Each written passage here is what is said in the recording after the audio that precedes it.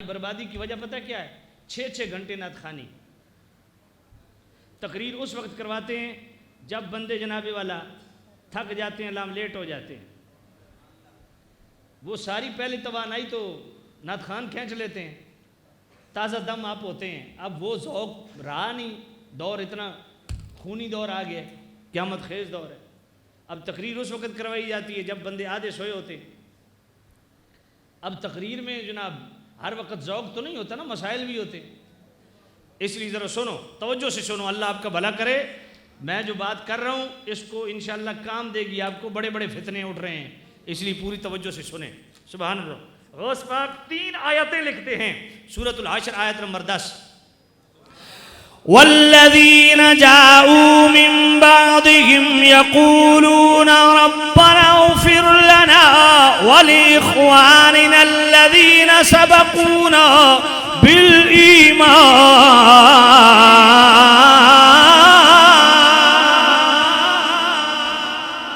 ولا تجعل في قلوبنا غلا للذين آمنوا ربنا إنك رؤوف رحيم.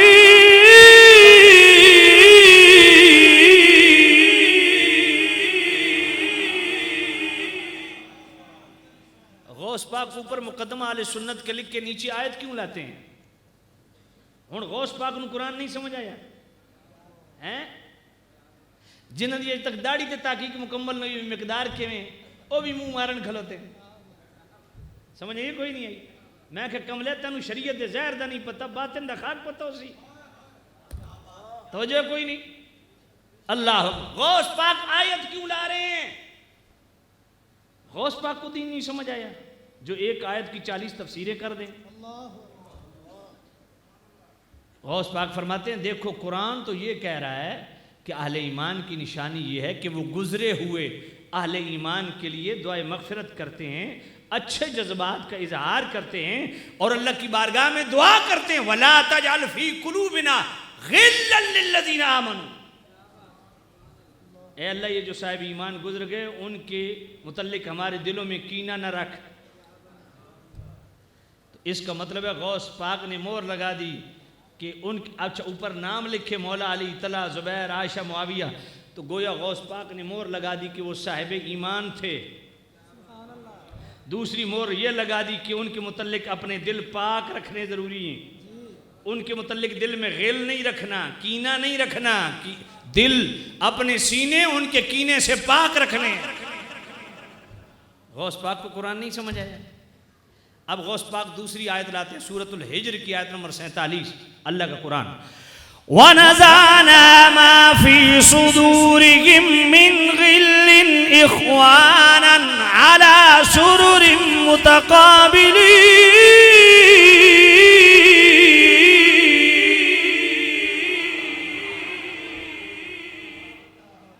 غوث پاک فرماتے ہیں کہ اللہ تعالیٰ فرماتا ہے بتقاضِ بشریت جو انہوں میں رنجشیں تھیں، دل میں کوئی غل تھا، اگر باہمی کوئی کینہ تھا، ہم نے نکال بہر کیا اور بھائی بھائی بنا کے آمنے سامنے تختوں میں بٹھا دیا.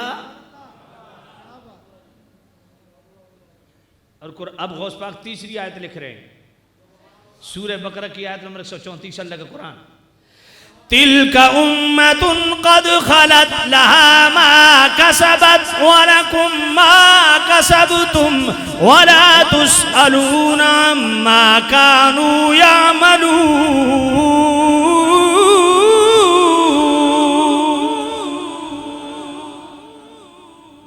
فرمایا یہ ایک امت تھی، اس امت کے وہ چند افراد تھے جو گزر گئے،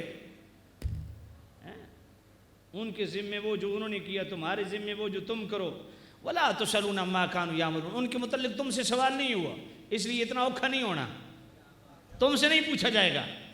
اب مجھے بتاؤ یہ 3 آیتیں حضرت غوث العظم رضی اللہ تعالیٰ عنہ جن کو نقش بندی بھی اپنا امام مانتے ہیں، سہروردی بھی اپنا امام مانتے ہیں، جن کو جناب والا قادری، چشتی، شاذلی، رفاعی بھی اپنا امام مانتے ہیں، جس کو دیوبندی بھی اللہ کا ولی مانتے ہیں، جن کو اہل حدیث بھی اللہ کا ولی مانتے ہیں، غوث پاک رضی اللہ تعالیٰ عنہ کو نہیں سمجھ آیا قرآن؟ یہ 3 آیتیں کیوں لکھ رہے ہیں؟ ان 3 آیتوں سے غوث پاک جو اپنا مقدمہ لکھا ہے اہل سنت کا اتفاقی مقدمہ، اس کے لیے 3 آیتوں کو مستدل بنا رہے ہیں۔ آگے پھر غوث پاک نے 4 حدیثیں لکھی اسی مقدمے سے ریلیٹڈ۔ پہلی حدیث طبرانی شریف کی غوث پاک لائے، فرمایا دیکھو حضور فرماتے ہیں، نبی پاک صاحب اللہ علیہ وسلم نے فرمایا اذا ذکر اصحابی فامسکو، کہ جب بھی میرے صحابی کا ذکر ہو نا، تان و تشنیع سے اپنی زبان بند رکھو، ذکر کرو تان نہ کرو۔ الصحابۃ کلہم عدول لا نذکرہم الا بخیر، یہ اہل سنت کے عقائد میں یہ تصریح موجود ہے کہ صحابہ تمام اہل خیر و عدالت ہیں، جب بھی کسی صحابی کا ذکر کیا جائے گا خیر کے ساتھ ذکر کیا جائے گا۔ اب بتاؤ کف لسان جھگڑوں میں ہے یا فضائل میں ہے؟ حیرت ہے۔ اللہ اکبر، یہ حدیث لائے۔ پھر آگے غوث پاک کون سی حدیث لائے؟ دلائل النبوہ، اور صحیح ابن حبان کے اندر ہی موجود ہے۔ میرے نبی نے فرمایا ان اللہ اختارنی واختار لی اصحابا و اسحارا، فرمایا میرے غلاموں اللہ نے مجھے اپنے لیے چنا، اور میرے صحابہ اور میرے سسرال والوں کو اللہ نے میرے لیے پسند فرمایا۔ اب حضرت ابو سفیان حضور کے سسر نہیں ہیں، امیر معاویہ حضور کے سالے نہیں ہیں، تو یہ سسرال کی چنوتی کس نے کی ہے؟ حضور کے رشتوں کی چنوتی کس نے کی ہے؟ اب جناب والا یہاں بڑا قبیلہ کون سا رہتا ہے جی؟ جٹ رہتے ہیں، چیمے رہتے ہیں۔ آپ کوئی جٹ چیمہ پرلے درجے کا بھی کوئی بدکار ہو نا، تو وہ بھی کوشش کرے گا کہ میں اپنے بیٹے کے لیے بہو وہ لوں جو ہماری نیک نامی کا باعث بنے۔ ایسا ہے یا نہیں؟ بندہ جتنا بھی کوئی ملک ہو، چودھری ہو، کوئی بھی ہو، خود جتنا بھی ماڑا کیوں نہ ہوئے، وہ کوشش کردہ میں اپنے پتر واسطے او بیوی آنا جڑیا سارے گھر دے واسطے ہے نیک نامی دا باعث بنے۔ او جناب انویسٹیگیٹر لا دیندہ پیچھے پتہ کرو جی دے بھائی کے کر دینے دا والد کے کردہ دا خاندان کی نیارے، کل اساڑے تے کوئی انگلی نہ اٹھاوے، کر دیو کہ نہیں؟ یار آج 2023 میں ایک چٹا دنیا دار بندہ بھی اپنے گھر میں بہو لانے کے لیے 6 جگہ جناب والا چیکنگ کرواتا ہے، پھر گھر لاتا ہے۔ اپنے ایمان سے بتاؤ، جو مصطفیٰ کے حرم میں پاکیزہ بیویاں آئیں اور رب کی پسند سے آئیں، تو رب کی چنوتی کیسے ہوگی؟ رب کا انتخاب کیسا ہوگا؟ جس رب نے مصطفیٰ کے جسم پہ کبھی مکھی نہیں بیٹھنے دی، وہ مصطفیٰ کے حرم میں ایسی عورت آنے دے گا؟ حیرت ہے۔ ان اللہ اختارنی واختار لی اصحابا واسحارا، میرے رب نے، میرے نبی نے فرمایا اللہ نے مجھے اپنے لیے چنا، میرے صحابہ اور میرے سسرال والوں کو اللہ نے میرے لیے چنا۔ ثم یأتی من بعدہم قوم یسبونہم وینتقصونہم، فرمایا قوم آئے گی جو صحابہ پہ تانہ زنی کرے گی، ان کی شان میں تنقیص کرے گی، ان کی شان کو گھٹائے گی، زبان تان ان پہ دراز کرے گی۔ فلا تجالسوہم ولا تعاقلوہم ولا تشاربوہم ولا تناکحوہم، اے جو لوگوں نال نہ مجلس کرنی ہے، نہ کھاونا، نہ پیونا، نہ انہاں نال جناب والا نکاح کرنے، نہ مر ونجن، انہاں دا جنازہ نہیں پڑھنا، بیمار ہو ونجن، بیمار پرسی نہیں کرنی۔ میں نو دسو تو زیادہ دین سمجھایا یا حضور نے سمجھایا؟ محبت سے کو سبحان اللہ۔ اللہ، اب اندازہ کریں غوث پاک رضی اللہ تعالیٰ عنہ حدیث لا رہے ہیں۔ اب آگے غوث پاک نے بخاری کی حدیث لائی، سنا دوں؟ بخاری میں بھی ہے اور مسلم میں بھی ہے۔ غوث پاک فرماتے ہیں دیکھو رسول اللہ صلی اللہ علیہ وسلم کی پسند کو مد نظر رکھتے ہوئے مولا حسن نے امیر معاویہ سے صلح کی، اور حضور نے فرمایا ان ابنی ھذا سید لعل اللہ ان یصلح بی بین الفئتین عظیمتین من المسلمین۔ میرے کریم رؤوف الرحیم نبی صاحب اللہ صلی اللہ علیہ وسلم نے فرمایا یہ میرا سردار بیٹا حسن، آج کل کے سادات کو میں اور آپ سید کہتے ہیں نا، لیکن میرے کریم نبی کے غلاموں مولا حسن وہ سید ہے جن کو خود مصطفیٰ نے سید کہا۔ فرمایا یہ میرا سردار بیٹا 2 مسلمان گروہوں کے درمیان صلح کروائے گا۔ اب بتاؤ جنگ پہلے ہو چکی، صلح بعد میں ہو رہی ہے۔ اب جن سے صلح ہو رہی ہے وہ پہلے مولا علی سے جنگ کر چکے، جنگ کرنے کے باوجود مصطفیٰ ان کو مومن کہہ رہے ہیں۔ اور ایک میرا جملہ سننا اور اس کو دل میں جگہ دینا، مولا حسن نے امیر معاویہ سے صلح کر کے بتا دیا کہ سچا سچا سید وہ ہوگا جو امت کو امیر معاویہ سے جوڑے گا، توڑے گا نہیں۔ بات پلے پڑی ہے کہ نہیں؟ اور پھر میں یہ بات بھی بطور چیلنج کرتا ہوں، بے شک آل تشیع اپنی کتابوں سے دکھا دیں 12 سال امیر معاویہ کے دور میں مولا حسن رہے، 20 سال مولا حسین رہے، امام زین العابدین پاک، امام باقر پاک، امام جعفر پاک، امام علی تقی پاک، امام علی نقی پاک، امام حسن عسکری پاک، امام موسیٰ کاظم پاک. بھئی کوئی 12 اماموں سے کسی ایک کا بتا دو کہ انہوں نے امیر معاویہ کے متعلق مولا حسن سے لے کے حسن عسکری تک کوئی ایک جملہ بولو. وہ امیر معاویہ کے لیے چپ رہے ہیں، تم کون ہو؟ بات پلے پڑی ہے کہ نہیں پڑی؟ پھر ایک اور بات میں آپ کی خدمت میں عرض کروں. وہ جناب والا یہ جو مرزا جیلمی ہے نا، یہ اور اس کے اور جتنے لونڈے لپاڑے ہیں، اس طرح کے جتنے لوگ ہیں، اور ہمارے پنڈی کے بھی کچھ شر پسند ہیں، رافضیوں کا مال کھانے والے، یہ جناب والا اور شیخ الکنیڈا صاحب یہ حدیث عمار بڑی ٹکا کے پڑھتے ہیں. وہ جو حضور نے فرمایا تمہیں باغی گروہ قتل کرے گا، عمار کو باغی گروہ قتل کرے گا، تو امیر معاویہ نے قتل. میں پوچھتا ہوں کہ یہ جو لفظ باغی آیا ہے یہ شرعی معنی میں ہے یا لغوی معنی میں ہے؟ لفظ باغی جو آیا ہے بخاری میں یہ اصطلاحی معنوں میں آیا ہے یا لغوی اعتبار سے آیا ہے؟ وہ ایک سنیریو بن گیا، اس سے ریلیٹڈ ایک جملہ میرے نبی نے بول دیا لفظ باغی. یہ اصطلاحی اور شرعی معنوں میں لفظ باغی نہیں آیا. اگر وہ شرعی باغی ہوتے تو میں بطور چیلنج کہتا ہوں کسی ایک سنیوں کی کتاب سے دکھا دو، کسی ایک شیعہ کی کتاب سے دکھا دو، کوئی ایک ریفرنس زیادہ کی بات نہیں کرتا کہ مولا حسن نے صلح سے پہلے ان کو ڈیمانڈ کی ہو کہ چونکہ تم خلیفہ برحق کے خلاف لڑ رہے تھے، تم شرعی باغی تھے، اس لیے پہلے توبہ کرو پھر آپ سے صلح کرتے ہیں. یہ بات آپ کو سمجھ نہیں ہے، آپ سو رہے ہیں. مجھے ایک لفظ بتاؤ کہ مولا حسن نے صلح سے پہلے ان کو توبہ کا کہا ہو کہ تم شرعی باغی ہو پہلے توبہ کرو. شرعی باغیوں سے ایسے صلح ہوتی ہے؟ مولا حسن نے ان کی اصلاح کیوں نہیں کی؟ پھر اگر وہ شرعی باغی ہیں تو مجھے بتاؤ مولا حسن نے صلح کر کے اپنے بھائی کو بھی صلح کا حکم دے کے بیعت اطاعت بھی کی، خلافت بھی تفویض کی، شرعی باغیوں کو اقتدار دیا جاتا ہے؟ سمجھ کوئی نہیں آئی. شرعی باغیوں کو حکومت دی جاتی ہے. کو عقل کو ہاتھ مارو یار، کیا کر رہے ہو؟ وہ صلح وہ شرائط کی تو بعد میں بات کریں گے نا کہ جناب شرائط پوری ہوئی کہ نہیں ہوئی. شرائط پہ تم بڑا زور رکھتے ہو، شرائط تو چیز ہی بات کی ہے. پہلے مجھے ہمیں یہ جواب چاہیے کہ کیا مولا حسن نے ان کو توبہ کا کہا؟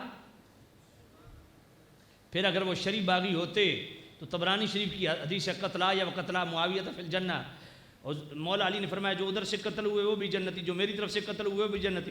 بھائی مولا علی سے جنگ کرتے کرتے جو دنیا سے چلے گئے وہ جنتی کیسے؟ پھر سنندار کتنی کی حدیث ہے، مولا علی سے پوچھا کہ یہ مشرک ہیں؟ کہا نہیں. منافق ہیں؟ کہا نہیں. اخواننا بغوا علینا، یہ ہمارے بھائی ہمارے خلاف کھڑے ہو گئے ہیں. تو شرعی باغیوں کو بھائی کہا جاتا ہے؟ گل کو سمجھ آئیے کوئی نہیں ہے؟ سمجھنے کی بات ہے کہ وہ شرعی باغی تھے نہیں، یہ لغوی تھے. اور پھر یہ لفظ باغی بھی جو ہے نا مولا حسن کی صلح تک البنایہ شرح ہدایہ علامہ نہیں فرماتے کہ یہ بغاوت کے لفظ صرف اس وقت تک آپ بول سکتے ہو جب مولا حسن نے صلح نہیں کی. جب مولا حسن نے صلح کر لی اب امیر معاویہ کی خلافت پر اجماع ہو چکا. یہ البنایہ شرح ہدایہ کے لفظ ہے. اور یہی بات غوث پاک نے غنیۃ الطالبین کی صفحہ 163 کا آخری جو پیراگراف ہے وہ بھی یہی ہے، وَأَمَّا خِلَافَةُ مُعَاوِيَةَ فَثَابِتَةٌ صَحِيحَةٌ بَعْدَ مَوْتِ عَلِيٍّ وَبَعْدَ خَلْعِ الْحَسَنِ بْنِ عَلِيٍّ رضی اللہ تعالی عنہما نَفْسَهُ فِي الْخِلَافَةِ. غوث پاک بھی کہہ رہے ہیں کہ مولا علی کے پردہ فرمانے کے بعد اور مولا حسن کے صلح کے بعد امیر معاویہ کی خلافت کو میں عبد القادر جیلانی حق تسلیم کرتا ہوں. اب غوث پاک کے عقیدے کدھر ہے؟ اب ذرا صفحہ 340 غوث پاک کی یہی غنیۃ الطالبین پڑھو، آپ حیران ہو جاؤ گے. غوث پاک رضی اللہ تعالیٰ عنہ فرماتے ہیں وَرَبُّكَ يَخْلُقُ مَا يَشَاءُ وَيَخْتَارُ. یہ سورۃ القصص کی آیت نمبر 68 غوث پاک لکھ رہے ہیں کہ اللہ تعالیٰ تمہارا رب جسے چاہتا ہے پیدا کرتا ہے، جسے چاہتا ہے اپنے لیے چن لیتا ہے. اب اس آیت کے ضمن میں غوث پاک کیا فرماتے ہیں؟ وَاخْتَارَ مِنَ الْأَنْبِيَاءِ عَلَيْهِمُ السَّلَامُ. اللہ نے ساری مخلوق کو پیدا کیا اور ان میں سے اللہ نے اپنے لیے نبیوں کو چن لیا. وَاخْتَارَ مِنَ الْأَنْبِيَاءِ 4. پھر اللہ نے سارے نبیوں سے 4 نبیوں کو چن لیا، حضرت ابراہیم، حضرت موسیٰ، حضرت عیسیٰ، حضرت محمد مصطفیٰ علیہ التحیۃ والثناء صلی اللہ علیہ وسلم، ان 4 کو چن لیا۔ ثم اختار منہم محمدا، اور ان 4 میں اللہ نے محمد الرسول اللہ کو چن لیا۔ اب اگلی بات غوث پاک کی سننا، فرمایا پھر اللہ نے اصحاب محمد کو چن لیا۔ واختار من الصحابۃ 4، پھر اصحاب محمد میں سے 4 کو چن لیا، ابو بکر و عمر و عثمان و علی کو چن لیا۔ واختار منہم ابا بکر، اور اللہ نے ان 4 میں سے ابو بکر کو چن لیا۔ اب مجھے بتاؤ، غوث پاک سے سوال کرو نا کہ یہ غوث پاک جو کہہ رہے ہیں کہ اللہ نے ابو بکر کو ان 4 میں سے چن لیا، تو اللہ نے کس معنی میں چنا؟ افضلیت کے معنی میں چنا، محبوبیت کے معنی میں چنا، روحانیت کے معنی میں چنا؟ تو اس میں بھی صحیح 3 حدیثیں ہیں کہ محبوبیت کے لیے بھی ابو بکر کو چنا، افضلیت کے لیے بھی ابو بکر کو چنا، روحانیت کے لیے بھی ابو بکر کو چنا۔ غوث پاک والے عقیدے کدھر ہیں؟ آج تو کھلم کھلا کتنے پیر اور مولوی تفضیل شیخین کا انکار کر رہے ہیں، حیرت ہوتی ہے۔ حالانکہ اس پر اجماع ہے اہل سنت کا، اہل سنت کا اجماعی عقیدہ ہے۔ بات پلے پڑی ہے کہ نہیں پڑی؟ بھائی بزرگوں کو پڑھو، انہوں نے کیا لکھا ہے۔ نقش بندی بھی کہلوانا، قادری بھی کہلوانا، سروردی بھی کہلوانا، اور عقیدے رکھنا دوسرے، حیرت ہوتی ہے۔ حضرت سلطان بہو رحمۃ اللہ علیہ، ان کی کتاب ہے عقل بیدار، اگر بیدار بیٹھے ہو تو عرض کروں، ہاں عقل بیدار، اس میں حضرت سلطان بہو رحمۃ اللہ علیہ فرماتے ہیں از مذہب رفاظ و از ملت خوارج بیزارم۔ بھئی یہ آپ سین میں بیٹھ کے کیوں باتیں کر رہے ہیں؟ آپ لوگ یہ باہر مسجد کے سین میں بیٹھے حضرات کیوں باتیں کر رہے ہیں؟ یہ حیرت ہوتی ہے یار، مجھے قسم سے افسوس ہے۔ اچھا وہ ان کو پرواہ ہی نہیں، کو بندہ ہمیں بول رہا ہے۔ بھئی آپ کیوں باتیں کر رہے ہیں؟ آپ کیا وجہ ہے؟ یہ باتیں کرنی ہے تو مسجد سے باہر چلے جائیں یار، خدا کے بندو، خدا کا خوف کرو یار۔ بات سنو میں کیا کہہ رہا ہوں، توجہ کرو۔ حیرت ہوتی ہے، قسم سے افسوس ہوتا ہے، ہم نے ان محفلوں کو بھی شغل میلے والی محفلیں بنایا ہوا۔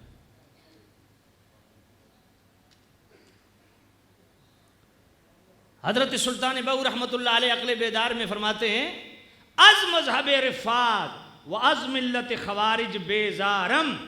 سلطان بہو فرماتے ہیں میں اس رافضی سے بھی تنگ ہوں جو اہل بیت کرتا ہے پر صحابہ کو غیب کر دیا، میں اس خارجی سے تنگ ہوں جو صحابہ کرتا ہے لیکن اپنی زندگی سے اہل بیت کو نکال لیا۔ فرمایا میں دونوں سے بیزار ہوں۔ ایک بات کہوں، آج کل ایک نیا ٹرینڈ چلا ہے جی صوفی کا مذہب نہیں ہوتا۔ میں نے کہا وہ صوفی نہیں ہوتا، وہ بے ایمان ہوتا ہے جس کا مذہب نہیں ہوتا۔ اور پھر ہر ایک کو سینے سے لگانے کا ٹرینڈ بھی غلط ہے۔ بہو سلطان جیسے اللہ کے ولی فرماتے ہیں میں بیزار ہوں بد مذہبوں سے۔ سنی وہ ہے جو بد مذہبوں سے بیزاری کا اظہار کرے۔ فرمایا من کے سنی دوست دار چہار یارم۔ بہو سلطان فرماتے ہیں میں سنی ہوں اور حضور کے 4 یاروں سے محبت کرتا ہوں۔ یہ 4 یاروں کا تصور تو بہو سلطان بھی دے رہے ہیں۔ بات پلے پڑی ہے کہ نہیں پڑی؟ من کے سنی، میں سنی ہوں۔ آخر جی ایسا چھڑے مسلمان ہے، میں کہو سمجھ آ رہی ہے سن۔ بہو سلطان فرماتے ہیں میں سنی ہوں دوست دار چہار یار۔ آگے کیا فرماتے ہیں؟ ہر کے خواہد ہر وقت مشرف شود دیدار محمد باصحاب کبار و پنجتن پاک غنچے دل شگفت شود بمعرفت اللہ تعالی۔ فرمایا اگر چاہتا ہے کہ رسول اللہ کے دیدار ہوں تو پھر حضور کے تمام صحابہ سے بھی پیار کر، پنجتن پاک سے بھی پیار کر۔ فرمایا تیرے دل کا غنچہ کھلے گا، اللہ کی معرفت ملے گی۔ عظیم نقش خوش ببی اے عارف بالیقین۔ اب آپ بھی پیروں کے پاس جاتے ہو نا تعویذ لینے کے لیے، حضرت کوئی آسیب ہو گیا، کوئی جنات کا اثر ہو گیا، کوئی جادو ٹونا ہو گیا، تعویذ دے دیں۔ سلطان بہو فرماتے ہیں ادھر تو تعویذ لیتا ہے، بد مذہبی کے جن کے لیے بھی تعویذ لے نا۔ یہ جو بد مذہبی کا آسیب اور بد مذہبی کا سایہ ہے، اس سے بچنے کے لیے سلطان بہو تعویذ کیا دے رہے ہیں؟ فرمایا یہ نقش اس کو اپنے ایمان کے گلے میں ڈال رہے بد مذہبی کے سائے سے بچا رہے گا۔ اب سلطان بہو رحمۃ اللہ علیہ نیچے نقش بنایا، 8 پورشن بنائے، 8 خانے بنائے۔ پہلے پورشن میں بہو سلطان میں نام لکھا ابو بکر، دوسرے عمر، تیسرے میں عثمان، چوتھے میں علی۔ اب ابو بکر کے پورشن کے نیچے جو پورشن ہے اس میں امام حسن، آگے امام حسین، آگے سید زہرا، آگے عبد القادر جیلانی۔ یہ نقش بنا کے فرمایا یہ وہ نقش ہے جس سے تیرا ایمان محفوظ رہے۔ اب بہو سلطان کو دین نہیں سمجھ آیا، کڑے والی سرکار تے بٹیڑا والی سرکار تے لٹاں والی سرکار تے ککڑاں والی سرکار نو سمجھ آیا۔ آخر جی بہو سلطان فرماندے نہ میں سنی نہ میں شیعہ، میں دوہاں تو تنگ ہوئی ہوں۔ میں کہ بہو سلطان دا کلام ہی نہیں، جھوٹ مت بولو۔ سلطان بہو رحمۃ اللہ علیہ کا ایک بھی کلام اردو پنجابی میں نہیں ہے، ایک بھی کافی۔ اصل میں دیوان بہو فارسی کا کلام ہے۔ یہ ابیات بہو جو پڑھتے ہو نا، الف لا چمبے دی بوٹی، یہ سارا کلام غوث پاک کا ایک شعر بھی، ایک مصرع بھی نہیں ہے۔ یہ سارے فارسی کلام کا جس نے ترجمہ کیا اس نے اپنی چیزیں بیچ میں گھسیڑی ہیں۔ بات پلے پڑی ہے کہ نہیں ہے؟ غوث پاک نے جتنی کتابیں لکھی ہیں 30 سے زائد ہیں، وہ ساری فارسی میں، کلام لکھا وہ فارسی میں۔ یہ سلطان بہو کا کلام ہی نہیں ہے، نہ میں سنی نہ میں شیعہ۔ وہ تو کہہ رہے ہیں مان کے سنی، میں سنی ہوں۔ بات پلے پڑی ہے کہ نہیں؟ اور ایک گل سوچن والی ہے کہ پہلے خانے چ ابو بکر نو کیوں رکھیا؟ اس کا مطلب ہے وہ بھی تفضیل شیخین کا عقیدہ رکھتے ہیں، سمجھے کوئی نہیں ہے؟ اللہ اکبر۔ امام ربانی مجدد الفسانی شیخ احمد سرہندی رحمت اللہ تعالی علیہ، آپ کے مکتوبات حصہ اول دفتر 2 مکتوب نمبر 266 امام اعظم ابو حنیفہ کا عقیدہ منشن کرتے ہیں، من علامات السنت والجماعت تفضیل الشیخین و محبت الختنین۔ فرمایا سنی جاننا چاہتے ہیں سنی کی نشانی کیا ہے؟ فرمایا سنی کی نشانی یہ ہے، سنی اسے کہتے ہیں جو ابو بکر عمر کو جملہ امم بشمول امت محمدیہ نبیوں کے بعد سب سے افضل والا جانے۔ اور حصہ اول دفتر 2 مکتوب نمبر 202 میں آپ کیا فرماتے ہیں؟ کسے کہ حضرت امیر را افضل الصدی گوید الجرگ آل سنت می آیت۔ حضرت امام ربانی مجدد الفسانی فرماتے ہیں جو بندہ تفضیل شیخین کا منکر ہو، ابو بکر و عمر کو پوری امت سے افضل، ساری امتوں سے افضل نبیوں کے بعد نہ سمجھے، وہ اہل سنت سے خارج ہے۔ اب بتائیے دین ان کو نہیں سمجھ آیا؟ حضرت قبلہ عالم پیر میر علی شاہ رحمۃ اللہ علیہ، آج کوئی صاحبزادہ کھڑا ہو جائے ہم جمہور کے ساتھ کھڑے ہیں، میں نے کہا نا آپ اجماع کے ساتھ کھڑے ہوں، جمہور کے ساتھ کھڑے نہ ہوں۔ حضرت پیر میر علی شاہ رحمۃ اللہ علیہ فتاوی میریہ کے صفحہ 245 میں فرماتے ہیں کہ رافضیوں کے کچھ عقیدے کفر پہ مبنی ہیں، کچھ بدعت پہ مبنی ہیں۔ فرمایا جو بدعت پہ مبنی ہیں ان میں پہلا بدعتی عقیدہ ان کا کیا ہے؟ وہ ابو بکر و عمر کی تفضیل کا انکار کرتے ہیں۔ تو یہ تو رافضیوں کا عقیدہ ہے، سنیوں کا عقیدہ نہیں ہے۔ اور اعلیٰ حضرت عظیم البرکت مجدد دین و ملت الشاہ امام احمد رضا رحمۃ اللہ علیہ فتاوی رضویہ شریف کی 28ویں جلد فتاوی کرامات غوثیہ، یہ جو رسالہ ہے 28ویں جلد میں، اس 28ویں جلد کا صفحہ 420 اعلیٰ حضرت رحمۃ اللہ علیہ فرماتے ہیں اہل سنت کا اس پر اجماع ہے کہ جو حضرت ابو بکر عمر کو تمام امتوں پہ بشمول امت محمدیہ نبیوں کے بعد فضیلت نہ دے، فرمایا وہ بدعتی شیعی رافضی ہے۔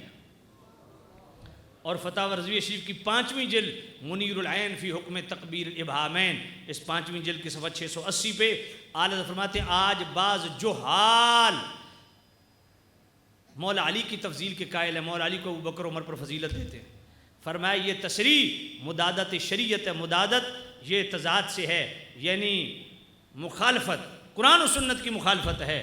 اور معاندت سنت، یہ معاندت جو ہے یہ عناد سے ہے، دشمنی، صحابہ اور تابعین کے اجماع کے خلاف ہے یہ عقیدہ۔ لہٰذا تفضیلیہ جو مولا علی کو ابو بکر عمر پر فضیلت دے، فرمایا تفضیلیہ کو ائمہ دین نے روافض میں شمار کیا ہے۔ آج حیرت اس بات پہ کہ فضیلت و افضلیت میں لوگ فرق نہیں کر پا رہے۔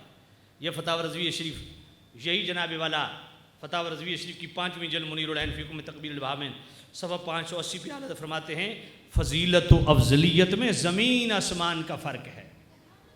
اور وہ فرق کیا ہے؟ وہ فرق کیا ہے؟ فرمایا جس کے جتنے فضائل ہوں ان کو فضائل میں ڈسکس کیا جائے گا، جبکہ تفضیل شیخین کو عقائد میں ڈسکس کیا جائے گا.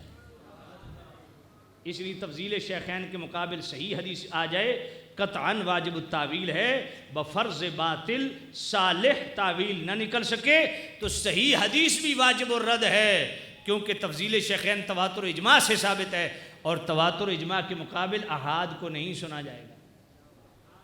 بات پڑھنے پڑی ہے کہ نہیں؟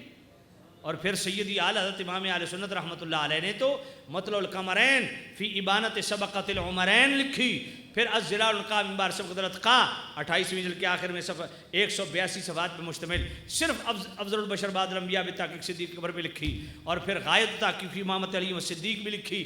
اب یہ تینوں کتابیں کون پڑھے، کون سمجھے، کون سمجھائے؟ ان کا خلاصہ اگر میں بیان کروں تو فتاوی رضویہ شریف کا 29ویں جلد اعتقاد الاحباب فی الجمیل المصطفیٰ والآل واصحاب صفحہ 371 پہ اعلیٰ حضرت نے تینوں کا نچوڑ بیان کر دیا. فرمایا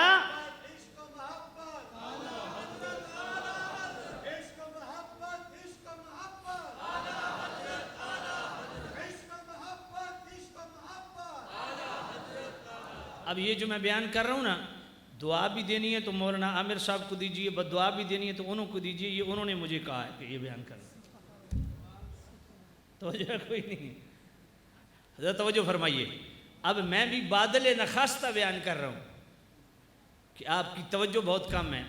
آپ بیٹھے تو ہیں لیکن آپ کا دل ہے کہ یار جلدی مکاوے. توجہ کوئی نہیں. سنو فتاوی رضویہ شریف، فتاوی رضویہ شریف کی جناب والا 29ویں جلد اس کا صفحہ 371 سید یار فرماتے ہیں سیدنا صدیق اکبر کی افضلیت مطلقہ پر شہادت ناطقہ ہے ان اکرمکم عند اللہ اتقاکم. یہ میں پڑھ کے جا رہا ہوں، بعد میں اپنے استاد جی سے سمجھ لینا کہ میں نے کیا بیان کیا. ان اکرمکم عند اللہ اتقاکم، کہ تم میں اکرم اللہ کے نزدیک وہ ہے جو اتقا، جس کو اللہ نے اتقا کا ٹائٹل دیا. اب اعلیٰ فرماتے ہیں قرآن مجید میں کہیں اور بھی اتقا آیا ہے، فرمایا سورۃ اللیل میں آیا ہے اللہ کا قرآن وَسَيُجَنَّبُهَا الْأَتْقَى الَّذِي يُؤْتِي مَالَهُ يَتَزَكَّى وَمَا لِأَحَدٍ عِندَهُ مِن نِّعْمَةٍ تُجْزَى إِلَّا ابْتِغَاءَ وَجْهِ رَبِّهِ الْأَعْلَى وَلَسَوْفَ يَرْضَى.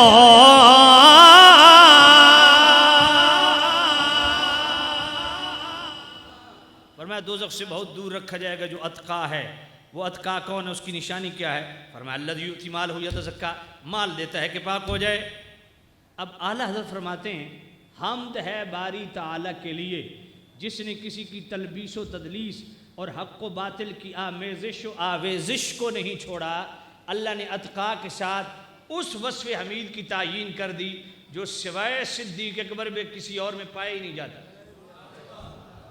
اور وہ وصف خاص کیا ہے؟ فرمایا وَمَا لِأَحَدٍ عِندَهُ مِن نِّعْمَةٍ تُجْزَىٰ. فرمایا یہ مال دینے والا وہ ہے. اہل تشیع کہتے ہیں نا، اس اتقا سے مراد مولا علی ہیں، اہل سنت کے اجماع کے ابوبکر ہیں. اب اعلیٰ فرماتے ہیں قرآن سے ہی مسئلہ سمجھ لیتے ہیں. وہ وصف حمید جس کی تعیین اللہ نے اتقا سے کی وہ کون سا ہے؟ فرمایا وَمَا لِأَحَدٍ عِندَهُ مِن نِّعْمَةٍ تُجْزَىٰ. یہ مال دینے والا کوئی اور نہیں، وہ ایک ہی ہے جو مال دینے والا ہے جس پر کسی کا احسان نہیں کہ احسان کا بدلہ چکانے کے لیے مال خرچ کر رہا ہوں. اب اعلیٰ فرماتے ہیں مولا علی جس سے تو مراد ہو ہی نہیں سکتے. اس سے مراد کون ہے؟ فرمایا وہی مراد ہے جس کے متعلق حضور نے فرمایا کہ جتنے احسان مجھ پر صدیق اکبر کے ہیں سب کے احسانوں کے بدلے چکا دی. صدیق کے احسان رب دے گا، اور جتنا صدیق کے مال نے مجھے نفع دیا اتنی کسی اور کے مال نے مجھے نفع نہیں دیا. اب ذرا توجہ کرنا، اعلیٰ حضرت رحمۃ اللہ علیہ مزید اس کو کھولتے ہیں فتاوی رضویہ شریف کی 28ویں جلد میں صفحہ 515 پہ کمال کا اعلیٰ حضرت نے جملہ لکھا. اعلیٰ حضرت فرماتے ہیں علی وہ ہیں جن کی پرورش مصطفیٰ نے کی، علی وہ ہیں جن پر مصطفیٰ نے خرچ کیا، جن کو مصطفیٰ نے بیٹی دی، ابو بکر وہ ہیں جنہوں نے مصطفیٰ پہ خرچ کیا، جنہوں نے مصطفیٰ کو بیٹی دی۔ فرمایا صدیق اکبر اس وقت مال حضور پہ خرچ کر رہے تھے جب مولا علی حضور کی بارگاہ میں پرورش پا رہے تھے۔ بات پلے پڑی کہ نہیں؟ پھر بات یہ دائیں بائیں جانے کی ضرورت نہیں، فیصلہ مولا علی نے کر دیا۔ امام دارقطنی نے المختلف والمؤتلف کے اندر یہ حدیث لائی، کتاب السنہ کے اندر بھی ہے، سنن دارقطنی کے اندر بھی ہے، السوائق المحرقہ کے اندر بھی ہے، اور اعلیٰ حضرت نے فتاوی رضویہ شریف کی 28ویں جلد الظلال القائم بار سے مدرکہ صفحہ 672 پہ بڑی ڈیٹیل سے اس حدیث کو بیان بھی کیا، اور حدیث بھی صحیح ہے۔ امام ذہبی نے اس پر صحت کا حکم لگایا۔ مولا علی فرماتے ہیں لا اجد احدا فضلنی علی ابی بکر و عمر الا جلدت حد المفتری۔ مولا علی فرماتے ہیں جس کو میں نے دیکھا نا وہ مجھے ابو بکر عمر پر فضیلت دیتا ہے، میں اس کو اپنے ہاتھوں سے 80 کوڑے لگاؤں گا۔ بات پلے پڑی ہے کہ نہیں؟ اب اعلیٰ حضرت فرماتے ہیں جو اس کو ظنی مسئلہ سمجھتا ہے اس سے پوچھو مولا علی اس کو قطعی سمجھتے ہیں کہ نہیں؟ فرمایا مولا علی تو تفضیل شیخین کو قطعی سمجھتے ہیں، تبھی مفتری کی حد جاری کر رہے ہیں۔ اور فرمایا جو مولا علی کی معارض و مخالف بات کرتا ہے یعنی تفضیل علی کا قائل ہے، فرمایا وہ خاطی ہے، حق پہ مولا علی ہے۔ جس طرح جنگ جمل جنگ صفین میں حق پہ مولا علی تھے، یہاں مسئلہ تفضیل میں بھی مولا علی حق پہ ہیں۔ اور وہ مسئلہ تفضیل کیا ہے؟ فرمایا مصطفیٰ کریم صاحب اللہ صلی اللہ علیہ وسلم نے اپنی زندگی میں فیصلہ کر دیا تھا، اور یہ حدیث بھی کمال کی ہے جو فضائل الصحابہ کے اندر بھی ہے اور طبرانی شریف کے اندر بھی ہے۔ مولا علی فرماتے ہیں، آئیے حدیث میں روات کون کون سے ہیں؟ حضرت امام جعفر صادق پاک فرماتے ہیں یہ حدیث میں نے امام باقر پاک سے سنی۔ امام باقر پاک فرماتے ہیں میں نے اپنے ابا جان امام زین العابدین پاک سے سنی۔ امام زین العابدین پاک فرماتے ہیں میں نے اپنے ابا جان امام حسین پاک سے سنی۔ امام حسین پاک فرماتے ہیں میں نے اپنے ابا جان مولا علی پاک سے سنی۔ مولا علی پاک فرماتے ہیں میں نبی پاک کے ساتھ جا رہا ہوں، دائیں طرف مولا علی حضرت ابو بکر صدیق چل رہے ہیں، اچانک ابو دردہ آگے بڑھ گئے تو مولا علی فرماتے ہیں میرے نبی نے آگے بڑھ کے نا ابو دردہ کا بازو پکڑ کے پیچھے کھینچا، فرمایا ابو دردہ اس ابو بکر کے آگے چل رہے ہو کہ اس دھرتی پہ نبیوں کے بعد ابو بکر سے افضل شخص پہ سورج طلوع نہیں ہوا۔ بات پلے پڑی؟